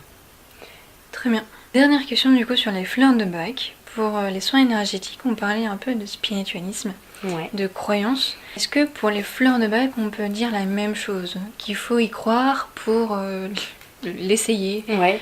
que ça va marcher? Ou est-ce qu'on peut se dire, j'y crois pas, mais à voir, à essayer? Vu que ça peut être donné au bébé, on peut essayer d'expliquer ça à un bébé. Non, je suis pas sûre qu'il comprenne absolument tout ce qu'on lui dit. L'intention est là, donc il sait qu'on va lui faire du bien. C'est déjà bien. Maintenant, lui expliquer que c'est vibratoire, etc., etc., je pense que le bébé il s'en fiche. Et pourtant, ça peut très bien fonctionner sur un bébé. Et ça peut également fonctionner sur quelqu'un qui est inconscient, en mettant les gouttes sur les lèvres. Vu que la personne est inconsciente, et ça fonctionne, vraiment, il n'y a pas besoin d'y croire, je pense pas. Il n'y a pas forcément eu de résultats scientifiques, comme quoi la fleur de bac était parfaite, en quelque sorte, pour guérir. Ouais. Mais du coup, on peut quand même se dire que ça va marcher. Oui. Il y a eu des témoignages qui prouvent que oui, ça marche. En fait, à l'heure actuelle, les fleurs de bac sont connues dans le monde entier. D'accord. Alors, il y a encore beaucoup de gens qui ne les connaissent pas. C'est un peu un tabou, je trouve, encore dans la société dans laquelle on vit, en tout cas. C'est-à-dire qu'en plus de ça, ça rapporte pas beaucoup ça tout ce qui est labo pharmaceutique. Ouais. Donc, au centre bac, ça doit rapporter quand même. Mais voilà, ils ont voulu garder cette philosophie, la philosophie du docteur Bach, c'est-à-dire que chacun puisse se guérir et se soigner soi-même. Et c'est vraiment pour ça qu'il a développé ces 38 fleurs. Et en fait, il avait brûlé tous ses autres travaux. En fait, avant de mourir, quand il s'est dit que ça y est, son travail sur les fleurs était fini, il a décidé de brûler tous ses autres travaux puisqu'il considérait que tous les autres n'étaient pas assez aboutis et ne menaient rien de plus à ses travaux sur le remède des fleurs de Bach. Et ensuite, comme il avait fini son travail, c'était l'œuvre de sa vie, il est simplement mort parce qu'il avait fini son expérimentation sur Terre. C'était la sienne. Il cherchait depuis tout jeune médecin un remède que les gens puissent utiliser eux-mêmes et pouvoir garder son libre arbitre là aussi. Ne pas devoir dépendre de quelqu'un d'autre tout le temps pour pouvoir se soigner. Et c'est vraiment ce qu'il a voulu faire. Le centre Bach à l'heure actuelle cherche à continuer à développer, enfin en tout cas à entretenir cette philosophie-là. Beau projet quand même. Oui. J'ai vu sur ton site internet que tu faisais aussi des massages d'écoute et des soins d'apaisement. Tout à fait. Qu'est-ce que c'est? Alors le massage d'écoute, qui peut être aussi appelé massage intuitif, c'est un massage, alors déjà qui n'est pas fait pour être forcément relaxant. C'est un massage que je fais toujours en connexion avec l'âme, parce que dans tous mes soins, je me connecte à l'âme de mon consultant, mis à part les fleurs de Bach. Tous les soins énergétiques, je me connecte à l'âme de mon consultant. Et donc, le massage d'écoute est un massage qui est fait pour permettre à l'énergie de la personne d'être remis en circulation telle que la personne en a besoin. Je vais être un peu plus terre à terre, c'est-à-dire que ma main gauche et ma main droite ne vont pas faire les mêmes mouvements. Il peut y avoir ma main gauche au niveau du cou qui va masser par exemple de rond en rond, de gauche à droite, et ma main gauche qui va être sur le genou droit de la personne. Et les deux vont se rejoindre ou pas, ou elles vont s'écarter, et en fait mes mains vont faire des arabesques en suivant vraiment ce que je perçois de l'énergie de la personne qui est sur la table. Et donc je vais simplement suivre ce que je vois comme flux d'énergie avec mes mains, et ça va vraiment revitaliser mon consultant au niveau énergétique. Ça va remettre absolument tout son corps en mouvement énergétique. C'est une revitalisation de son énergie dans son corps. Ça, c'est pour le soin d'apaisement, c'est ça? Alors, c'est le massage d'écoute. Pardon, le massage d'écoute. Ouais. Et le soin d'apaisement, ça va être différent. J'ai un protocole où en fait, je vais apposer mes mains sur différents endroits du corps. Ça va d'abord être la gorge, puis le plexus solaire, puis le bas-ventre, puis les genoux, puis les chevilles. Alors, il y a toujours en fait une main qui est plus haute que l'autre. J'ai toujours une main sur mon consultant, une qui bouge, puis je remets de l'énergie, puis une qui bouge. En fait, ça descend par palier. Je demande à mon consultant qu'il se retourne, je refais la tête, et puis je refais les mêmes points sur le dos. Ce soin-là est vraiment fait pour redonner son énergie à mon consultant, au corps de mon consultant, Et c'est un soin qui se fait quand les gens sont épuisés physiquement et mentalement. Et ou mentalement. C'est pour se re-remplir de sa propre énergie, pour pouvoir supporter le quotidien et se revitaliser là aussi, différemment. Est-ce qu'on peut parler de nœuds émotionnels ou transgénérationnels, comme avec les soins énergétiques? Alors non, là c'est complètement différent. Sur ces soins-là, je ne vais pas aller chercher du tout les mêmes protocoles. Ça reste de la mémoire cellulaire dans le sens où de toute façon je travaille avec le corps de mon consultant, donc dans son corps il y aura forcément des cellules. Pourquoi mon consultant est-il aussi épuisé si je fais un soin d'apaisement? Pourquoi est-il aussi épuisé? Je ne vais pas aller chercher la cause, même si je vais l'écouter avant le soin, ça va pouvoir me donner moi des détails en fait, et durant le soin, puisque j'essaye toujours de communiquer avec son âme. Même si j'ai pas forcément moi de réponse, je vais essayer de demander à âme de un tel, est-ce que tu veux bien l'aider à s'autoriser, l'aider à s'accueillir, est-ce que tu veux bien lui donner son énergie, est-ce que tu veux bien lui transmettre ses annales akashiques, c'est-à-dire la synthèse de toutes les expériences de ses vies passées. Est-ce que tu veux bien l'aider avec ses annales akashiques et lui transmettre quelque chose qui peut l'aider dans l'instant à vivre ce moment difficile qu'il vit. Voilà, des choses comme ça. C'est encore une histoire de connexion. Complètement. Et quelle est la différence du coup entre les massages d'écoute, les soins d'apaisement et un institut de massage? Parce que les gens doivent sûrement te poser la question. Alors en institut de massage, elles ont appris à masser. Pour relaxer la personne. Plus mécanique. Même si voilà, c'est en aucun cas dans ma bouche quand je dis ça, c'est pas du tout péjoratif. C'est des protocoles pour masser là aussi. C'est relaxant et ça fait du bien et moi j'adore ça. C'est absolument différent. Le massage d'écoute ne va pas être là forcément pour relaxer, parce que chez certaines personnes, elles sont pas relaxées et chez certaines, ça va pas être agréable. C'est vraiment pour remettre le flux d'énergie de la personne en mouvement et dans le mouvement qui lui convient. Alors que le massage en institut, ça va être d'autres mouvements, ça va être pour une détente, une relaxation. Rien que là-dessus, c'est complètement différent. Moi, j'ai pas fait de cours de massage, par exemple, de masseuse. Je ne prétends pas l'être, je ne le suis pas. Si je peux expliquer du coup avec mes mots, et oui. si je comprends, du coup, dans un institut, il y aura les mêmes mouvements, que ce soit pour une personne qui est hyperactive, comme pour une personne qui est, bon, je mets à l'opposé, mais dépressive. Oui. Du coup, ça sera exactement les mêmes mouvements pour la relaxer, enfin pour les relaxer toutes les deux. Alors que toi, pour les deux personnes, ce sera des mouvements différents. Ah, complètement. Je ne suis pas de protocole en particulier pour les massages. C'est uniquement le corps de mon consultant qui me dit où je dois placer, quand je dois les placer, quel mouvement faire. Ça peut être une arabesque sur le genou droit et puis des mouvements plus appuyés avec le pouce sur la main gauche au niveau du cou ou de l'omoplate. Voilà, mes mains ne suivent absolument pas les mêmes mouvements. C'est son corps et son âme du coup, puisque je suis reliée à son âme. C'est grâce à ça que je vois l'énergie de cette personne.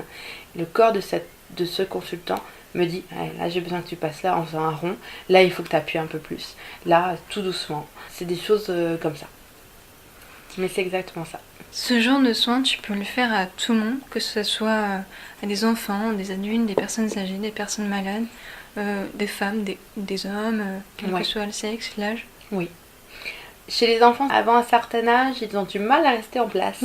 Et puis, le but, c'est pas non plus de leur faire peur et de leur dire tu te couches là, tu bouges pas. Non, c'est pas mon truc. Ça peut être des temps déjà beaucoup plus courts pour eux. En moyenne, si je me trompe pas, c'est une demi-heure que j'ai mis sur mon site internet pour le soin d'apaisement et le massage d'écoute. Parce qu'au-delà d'une demi-heure, c'est déjà beaucoup pour un enfant. Le but, c'est ni de le traumatiser, ni de lui faire peur, ni qu'il passe un mauvais moment. Si cet enfant en a besoin et que ses parents pensent qu'il en a besoin, le but recherché c'est qu'il aille mieux, qu'il soit soulagé de quelque chose. Je ferai mon possible pour que ce soit le cas. Maintenant, s'il n'arrive pas à rester en place à plus de 20 minutes ou 15 minutes, ça peut se comprendre. À la limite, on peut faire une pause et reprendre, ou alors s'arrêter là. Ça va dépendre de chaque enfant. Moi, quand on m'appelle pour un enfant, je demande l'âge et je demande son comportement. Arrive-t-il à rester sur place, à peu près combien de temps? Si c'est 5 minutes, pas plus, je dis que voilà, c'est peut-être pas ça qu'il lui faut dans l'instant. Il y a peut-être d'autres choses qui lui correspondront mieux. Moi, je cherche pas à faire des séances pour faire des séances et pour juste gagner de l'argent, c'est pas mon truc. Évidemment, je dois vivre de mon métier, c'est quand même le but recherché. Enfin, il y a un aspect financier, je ne vais pas le nier. Maintenant, c'est pas le but recherché uniquement. Si je fais ce métier-là, c'est pour pouvoir redonner tout ce qu'on m'a offert. Ou du moins, donner une toute petite partie de tout le bien qu'on m'a offert dans ma vie. Voilà. Donner le maximum que tu peux pour que cette personne se sente bien. Complètement. Très bien. Une séance type pour ce genre de soins, ça donnerait quoi pour un adulte? Une petite phase de discussion, pareil, toujours un petit temps pour poser ses idées, poser le temps de la route, boire un verre d'eau. Pourquoi vous voulez ce soin-là aujourd'hui? Puis la phase sur la table. Et puis enfin, un petit bilan. Comment vous sentez-vous? Comment avez-vous ressenti ce soin? Et là encore, en fait, je rappelle à la phase du bilan que chaque émotion qui arrive, en fait, j'invite mon consultant vraiment à les accueillir et les libérer. Le dernier soin que tu proposes, c'est une purification énergétique de l'habitation. Oui. Alors, en quoi ça consiste? En essayant de vulgariser au maximum quand même. Alors, en vulgarisant vraiment au maximum, en fait, dans chaque habitation, il peut se passer, comme tout à chacun, des disputes. Par exemple, dans le couple. Comme je le disais tout à l'heure en début d'interview, quand on a des échanges émotionnels forts entre deux personnes, il y a des structures énergétiques. Notre structure énergétique va aller dans le corps de celui qui est en face. Et celui qui est en face va aussi nous donner une partie de sa structure énergétique. Ça se passe comme ça, mais ça se passe aussi avec les murs. Donc, à chaque échange émotionnel trop fort, les murs de nos habitations vont prendre aussi un petit peu de leur charge énergétique, de nos charges énergétiques. À force de vibrer de la douleur, à force de vibrer de la maladie, par exemple, si on est malade, de la tristesse, si on est triste, si on est en dépression, nos murs vont aussi vibrer ça au bout d'un moment. Nous, on est tellement chargé de ça qu'on ne va pas s'en rendre compte, mais on va aller en disperser un petit peu partout. Et finalement, nos murs aussi vont vibrer ça. Donc, quand nous, on est bien, et puis qu'on retourne chez nous, et qu'en fait, les murs, eux, n'ont pas été nettoyés, eux, petit à petit, vont nous redonner tout doucement un petit peu de cette vibration-là. Et donc, on retourne dans un cercle vicieux où on retourne à l'état qu'on était avant. Si c'est l'état dépressif, petit à petit, quand on rentre chez soi, on n'est pas bien. C'est des choses comme ça, pour être au plus vulgarisant, non, ça. Maintenant, il peut y avoir aussi le fait que on ait acheté une maison et puis 200 ans auparavant, c'était un cimetière dessous. Voilà, il peut y avoir dans les murs des choses énergétiques qui se passent, pas forcément dramatiques, mais il faut juste nettoyer ça. Ou alors des sources d'eau qui passent sous la maison, des choses comme ça. Ça se rapproche davantage de la géobiologie, que je ne fais pas, parce que c'est un domaine différent, bien qu'il soit très intéressant. Mais voilà, ça peut expliquer des moments où on rentre chez soi et puis en fait on n'a pas envie de rentrer chez soi, ou on n'est pas bien rentré chez soi. Et les murs sont vivants, on peut dire ça? C'est nous qui les rendons vivants, oui, avec notre vie, ouais. À part si c'est du mur en pierre, là évidemment, de toute façon la pierre, les roches, tout ça, les cailloux, si on peut parler vulgairement, sont vivantes. Le bois, la paille. Mais oui, le bois et la paille. Oui, complètement, oui. Oui, je pensais au parpaing, moi, qui est pas trop vivant, mais oui, il y a d'autres choses que le parpaing, heureusement. Et comment tu pratiques ce genre de soin, qui est assez atypique? Alors oui, là c'est complètement atypique. Alors ça peut paraître assez bizarre, mais en fait je vais dire des prières. Je suis pas chrétienne, je suis pas catholique. Je l'ai été dans mon enfance et j'ai beaucoup évolué là-dessus. Je me considère comme agnostique, c'est-à-dire que oui, je crois qu'il y a un Dieu. Après, comment on l'appelle, j'en ai rien à faire. Peu importe. Chacun l'appellera comme il le voudra. Tant qu'on est bien avec ça, c'est tout ce qui compte. Le prénom de mon Dieu, c'est juste Dieu. Et c'est tout. Je fais appel à lui aussi pour me protéger, pour protéger les habitants de la maison dans laquelle je fais ce soin. Et en fait, je demande à toute entité, à toute chose qui puisse être là et que je ne sais pas forcément nommer non plus, ou que les habitants ne savent pas forcément nommer, de partir et d'aller vers la lumière. Il peut y avoir des moyens différents. Moi, j'ai des incantations aussi. J'ai des sceaux que je peux poser, que je peux proposer aux gens de poser dans la maison pour élever le taux vibratoire ou pour faire vraiment une protection physique autour de leur habitation. Il y a le gros sel que je peux soit donner aux gens ou alors qu'ils peuvent mettre aux portes, aux fenêtres. C'est un peu pour envoyer le mauvais œil à l'extérieur de la maison, très très vulgairement. D'accord. Et tu peux réaliser ce soin dans n'importe quelle habitation, que ce soit les maisons, les appartements, les yourtes. Tout à fait, n'importe quelle pièce, n'importe quelle maison, n'importe quelle habitation, complètement. Dernière question, est-ce que ça peut avoir une incidence quelconque sur les animaux ou les végétaux dans la maison? Ah bah oui, eux aussi ils vivent avec nous. Donc si nous on est mal dans la maison, pourquoi eux seraient pas mal dans la maison aussi? Et les végétaux, bah c'est pareil, si on s'occupe bien de nos végétaux et puis qu'elles crèvent sans arrêt, bah les fleurs, il n'y a pas de raison si on s'en occupe bien qu'elles meurent, qu'elles tiennent pas. Ça peut être un moyen de les observer pour savoir s'il est temps ou pas de nettoyer sa maison. En plus de s'observer soi, parce que des fois il est difficile de s'observer soi, mais aller regarder les autres, ça on sait tous faire. Donc aller regarder son chien ou son chat, le chat quoique c'est différent, le chat lui il aime les choses où c'est énergétiquement fort, donc lui voilà, ça va pas trop le déranger. Si ça le dérange c'est vraiment fort et là faut s'inquiéter. Mais bon, généralement ça n'arrive pas. Si c'est un chien, on peut observer, il peut être malade tout le temps, il peut ne pas envie d'avoir rentré à la maison, il peut se sauver, il peut, il y a plein de possibilités. Et puis ces plantes, si on leur donne tout l'amour qu'on a et puis qu'on s'en occupe bien, qu'on n'oublie pas de donner de l'eau, qu'on met des engrais, des choses comme ça, mais qu'elles meurent tout le temps, qu'on est obligé d'en racheter en permanence. Bon, si évidemment vous les laissez 3 mois sans eau, sans lumière, bon là faut pas se poser la question, c'est peut-être pas la maison, c'est peut-être vous. Mais si tous les soins sont faits, ça peut être un moyen d'observer que oui, dans la maison il y a quelque chose qui peut-être énergétiquement est difficile à vivre pour tout le monde. C'est pas un soin qu'on peut faire personnellement, il faut faire appel à quelqu'un de professionnel pour ça? Ça va dépendre de ce qu'on va trouver dans la maison.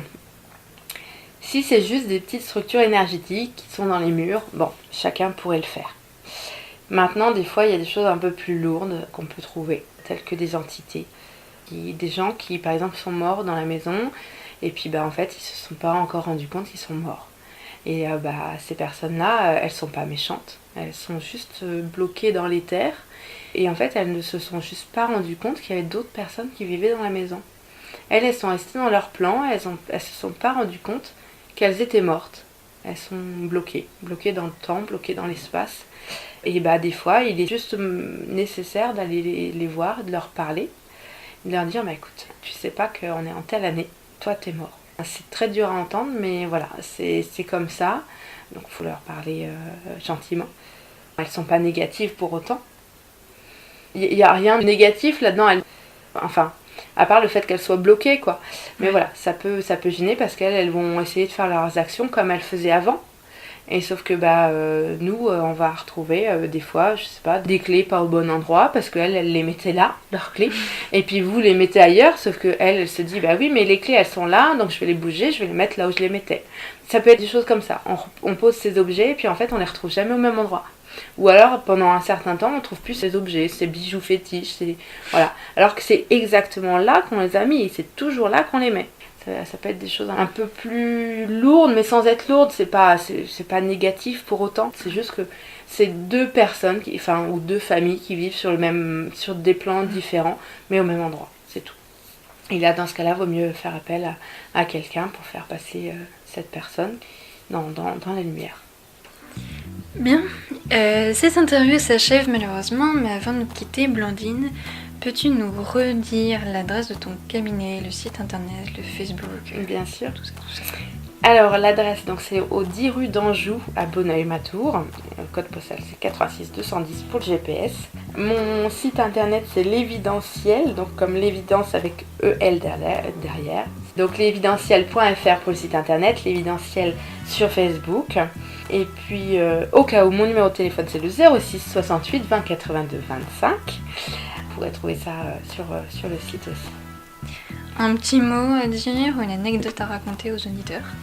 Là je suis un peu prise de court, mais et si pourtant j'en ai plein. Désolée, je sais pas. Ça vient pas. Eh bien, c'est pas grave. Nous retrouverons Blandine Fradet du coup dans quelques mois pour un nouveau podcast sur l'évolution de ton activité, sur les nouveaux péripéties administratives, comptabilité, tout ça. Tout à fait. Et puis pour écouter aussi plein de belles choses encore. Alors si toi aussi qui nous écoutes, Si tu souhaites avoir plus d'infos sur l'activité de Blandine, ou prendre un rendez-vous, ou lui donner des conseils, n'hésite pas à la contacter ou à laisser un commentaire en dessous du podcast. Si tu habites dans la Vienne et que tu souhaites être interviewé parce que tu veux lancer ton activité comme indépendant dans un métier alternatif, peu commun, ou si tu as un mode de vie alternatif un peu sorti du système actuel traditionnel, n'hésite pas à me contacter sur Facebook sur Imagination Radio ou par mail sur associationimagination@gmail.com. Si tu as aimé ce podcast, mets un petit pouce bleu, abonne-toi à la chaîne. Pour qu'Imagination Radio perdure, n'hésite pas à apporter ton soutien, ton aide, en allant sur notre page Imagination Radio sur tipeee.com. En attendant, prends soin de ta santé.